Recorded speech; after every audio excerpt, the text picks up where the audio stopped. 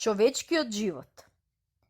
Се раскажува дека еднаш жестоко се расправале каменот и бамбусот. Секој од нив сакал да докаже дека човечкиот живот е сличен на неговиот и еве што рекле. Каменот: човечкиот живот треба да биде како мојот, тогаш тој ќе живее вечно.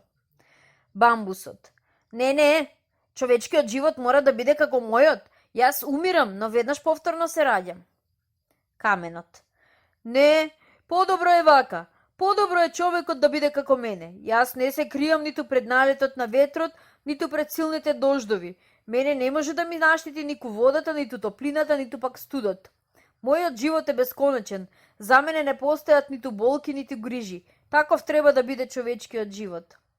Бамбусот: човечкиот живот мора да биде како мојот. Јас навистина умирам, но се обновувам со моите синови. Зар не е така? Погледни наоколу. Насекаде ги има моите синови, а тие исто така имаат своји синови и сите тие ќе имаат бела и мазна кожа.